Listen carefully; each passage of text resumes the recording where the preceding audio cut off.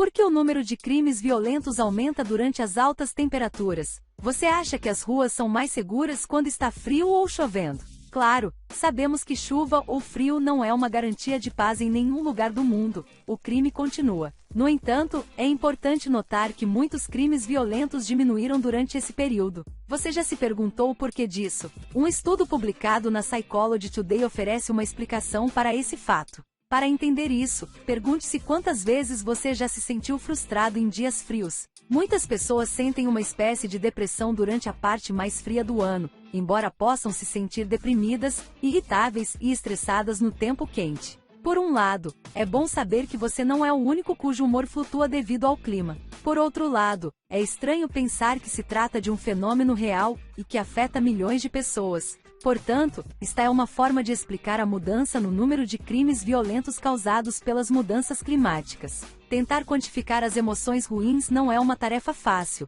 mas muitos estudos já tentaram. Por exemplo, em um experimento, 64 alunos receberam uma avaliação pessoal de um estranho, e então ofereceram a oportunidade de dar um choque nessa pessoa. Algumas pessoas receberam feedback positivo, algumas receberam feedback negativo, e a sala em que estavam era quente e fria. A equipe de pesquisa descobriu que conforme a temperatura aumentava, os alunos se tornavam mais agressivos e optavam por chocar seus avaliadores, até que a temperatura aumentasse, momento em que eles se tornariam menos agressivos novamente. Muito interessante, certo? No entanto, mesmo assim, não basta tirar grandes conclusões. Este não é um assunto incomum, pois muitos pesquisadores tentam quebrar essa equação e encontrar a relação entre a temperatura corporal e as emoções das pessoas. Por exemplo, um estudo em Los Angeles analisou a relação entre a temperatura e as taxas de criminalidade na cidade e descobriu que nos dias em que a temperatura máxima diária é superior a 29,4 graus Celsius, os crimes em geral aumentam 2,2% e os crimes violentos aumentam 5,7%, de acordo com a pesquisa.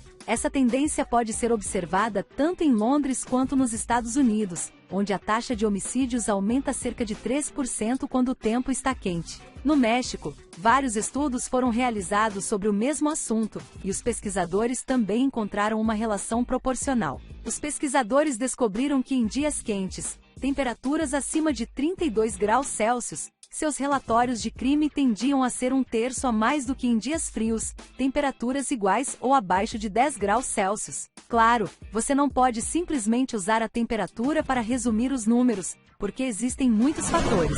No entanto, essas pesquisas comprovam que existe uma relação entre o número de crimes violentos e o clima, embora não seja tão simples, tão fácil.